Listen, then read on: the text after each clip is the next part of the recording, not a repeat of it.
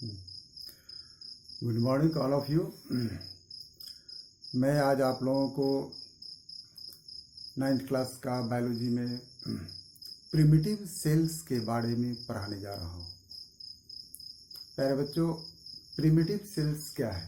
Primitive cell means होता है प्रारंभिक सेल, अर्थात जब जीव की उत्पत्ति इस नेचर में प्रारंभ हुई उस समय के जो सेल्स थे वह प्रिमिटिव टाइप के सेल्स कहलाए। उसमें न्यूक्लियस वेल डेवलप्ड नहीं था, अर्थात इल डेवलप्ड था। यहाँ पर आप लोगों को यह तस्वीर दिखाया गया, यह प्रोकैरियोटिक सेल का। प्रो मीन्स होता है प्रारंभिक, कैरियन मीन्स होता है न्यूक्लियस, यानी प्रारंभिक टाइप का न्यूक्लियस, मतलब कि इल डेवलप्ड है। यहाँ पर यह प्रोकैरियोटिक सेल का पिक्चर बना हुआ है। यह आपका है प्लाज्मा मेम्ब्रेन, ये है आपका फ्लैगिला या सिलिया, ये है डॉट डॉट, यह राइबोसोम्स है। बीच में यह जो रचना दिखलाई दे रही है स्ट्रक्चर, यह न्यूक्लियाइड है। न्यूक्लियाइड इसे क्यों कहते हैं? क्योंकि यह पूर्ण रूपेण न्यूक्लियस नहीं है, बल्कि न्यूक्लियस का फंक्शन करता है। इसमें जेनेटिक मटेरियल्स है डीएनए के रूप में, लेकिन न्यूक्लियर मेम्ब्रेन नहीं है, इसलिए इसे न्यूक्लियाइड कहते हैं। और यह सेल वॉल है।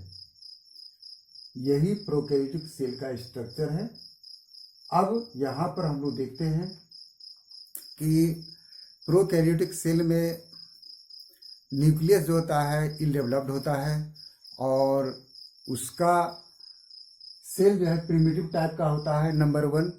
दूसरा है सेल इल डेवलप्ड होता है, यानी कि अल्प विकसित होता है, पूर्ण विकसित नहीं होता है। न्यूक्लियर मेम्ब्रेन एब्सेंट होता है। न्यूक्लियस के ऊपर न्यूक्लियर मेम्ब्रेन जो होता है डबल लेयर्ड यूकैरियोटिक जैसा वैसा नहीं होता है, इसलिए यहाँ लिखा गया nuclear membrane absent. Cell organelles are invisible. Cell के अंदर, प्रोकैरियोटिक सेल के अंदर जो उसके कंपोनेंट्स होते हैं वह भी, उसके भी मेम्ब्रेन नहीं होते हैं, यानी आउटर वॉल नहीं होते हैं, जिसके कारण वह भी, तो यहाँ पर लिखा सेल ऑर्गेनेल्स आर इनविजिबल, वह दिखलाई नहीं पड़ता है।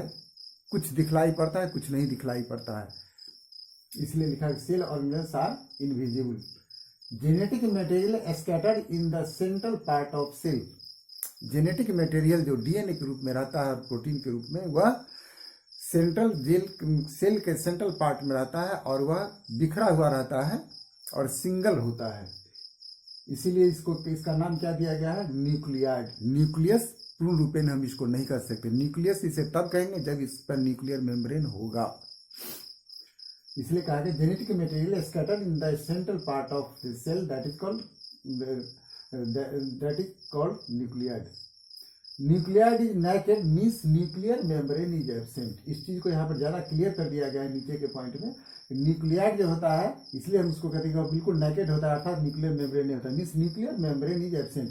न्यूक्लियाइड हम इसलिए कहते हैं क्योंकि न्यूक्लियर मेम्ब्रेन एब्सेंट होता है। साइज इसका 1 माइक्रोमीटर से लेकर 10 माइक्रोमीटर तक होता है। एग्जाम्पल इसका है बैक्टीरिया। फ्लैजिला और सीलिया प्रेजेंट रहता है क्योंकि इसी के सहारे यह मूवमेंट करता है। राइबोसोम्स प्रेजेंट रहता है, जो डॉट डॉट के रूप में यहाँ पर दिखलाया गया है। तो ये डिफरेंसेस ये प्रॉपर्टीज हो गए प्रोकैरियोटिक सेल के। याद रख लीजिए एक बार और, प्रोकैरियोटिक सेल उस सेल को कहते हैं जिसमें न्यूक्लियस के जैसा स्ट्रक्चर तो होता है, लेकिन न्यूक्लियर मेम्ब्रेन नहीं होने के कारण उसे हम न्यूक्लियाइड कहते हैं। सेल ऑर्गेनेल्स में भी न्यूक्लियर के भी ये उसके आउटर वॉल नहीं होते हैं, जिसके कारण उसको हम लोग दिखलाई नहीं पड़ता है पूर्ण रूपेण, और वहाँ पर सेल ऑर्गेनेल्स जो है वह साइटोप्लाज्म में ही स्कैटर्ड रूप में रहता है, बिखरा हुआ रहता है।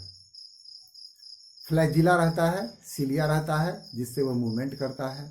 इसका साइज 1 माइक्रोमीटर से 10 माइक्रोमीटर तक होता है। इसका एग्जाम्पल बैक्टीरिया है। यह इल डेवलप्ड होता है और यह प्रिमिटिव टाइप का होता है।